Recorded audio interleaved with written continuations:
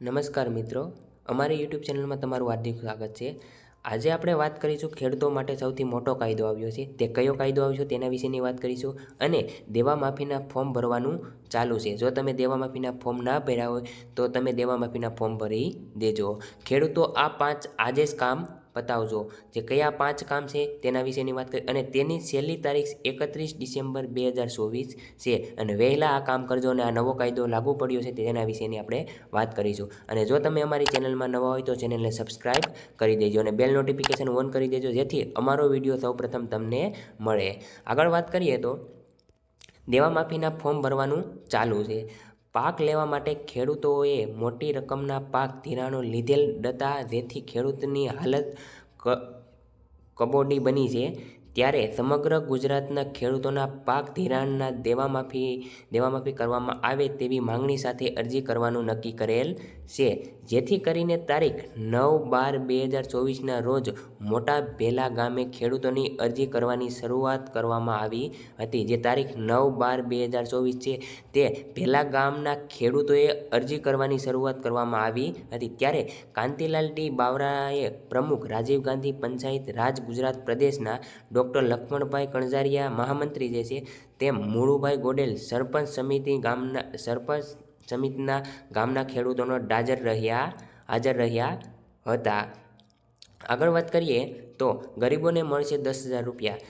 ગરીબો પરિવારોને નાના ખેડૂતોને માત્ર આધાર કાર્ડના પુરાવા સાથે 10,000 રૂપિયા બેંકમાંથી આપવામાં આવશે। પીએમ સ્વનિધિ યોજના હેઠળ પોતાના વ્યવસાયના ઉપયોગ માટે પહેલા વર્ષ 10,000 અને બીજા વર્ષે 20,000 સુધીની લોન સરકાર બેંકમાંથી આપવામાં આવશે।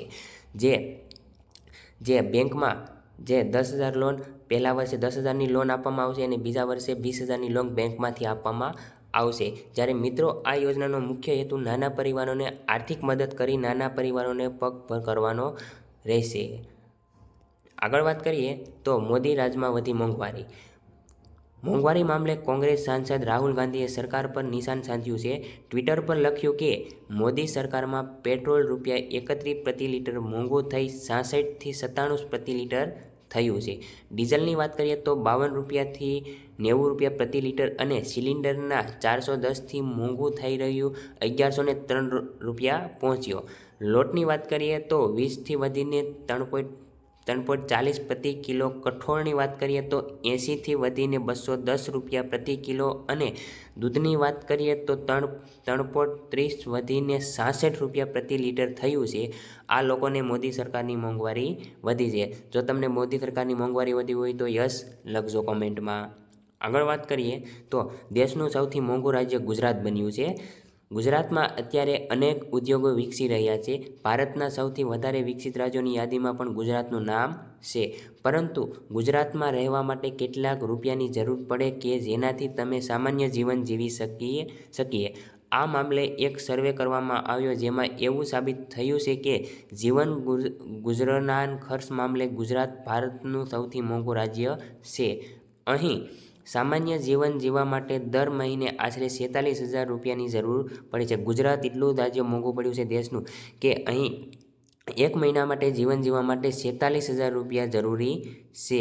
જો જીવન ગુજરાતના માટે સૌથી સસ્તા રાજ્યની વાત કરવામાં આવે તો તે હિમાચલ પ્રદેશ। અહીં માત્ર 23,000 રૂપિયાની જરૂર પડે છે।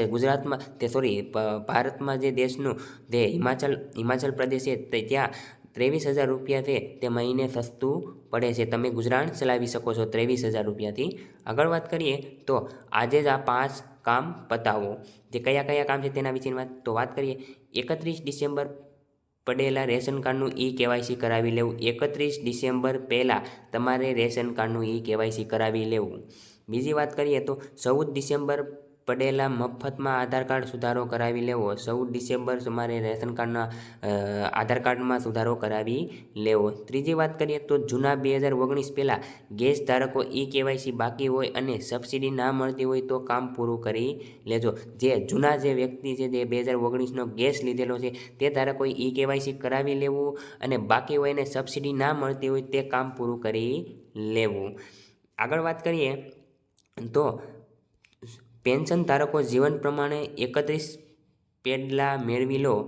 પેન્શન મેળવવા માટે પેન્શન ધારકો જીવન માટે 31 પેડલા મેળવી લો એટલે પેન્શન મેળવવા માટે. 5ની વાત કરીએ તો 2019મો હપ્તો મેળવવા માટે ફાર્મર રજિસ્ટ્રી વહેલી તકે પતાવી દો. 2000નો હપ્તો જે 19મો હપ્તો મળશે જે 2000 રૂપિયા તે ફાર્મર રજિસ્ટ્રેશન વહેલી તકે પતાવી લેજો. આગળ વાત કરીએ સ્કૂટી ખરીદવા માટે 65,000 રૂપિયાની કેન્દ્ર સરકારે ભેટ.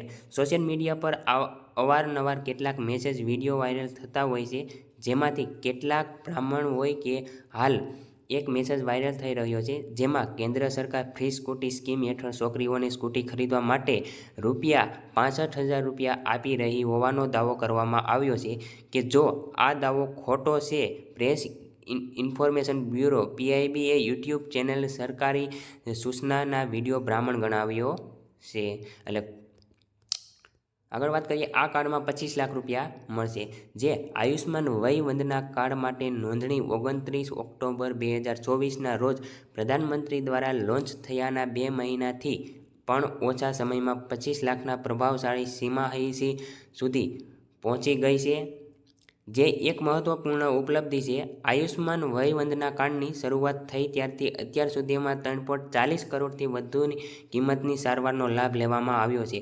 જે આયુષ્માન વય વંદના કાર્ડ જે છે તેમાં 3.40 કરોડથી વધુ કિંમતની સારવારનો લાભ લેવામાં આવ્યો છે, જેમાં 70 વર્ષ કે તેથી વધુ વયના 22,000થી વધુ વરિષ્ઠ નાગરિકોને લાભ થયો છે. જે 70 વર્ષથી વધુ વયના લોકો જે છે વૃદ્ધ લોકો તેને 22,000થી વધુ વરિષ્ઠ નાગરિકોનો લાભ મળ્યો છે.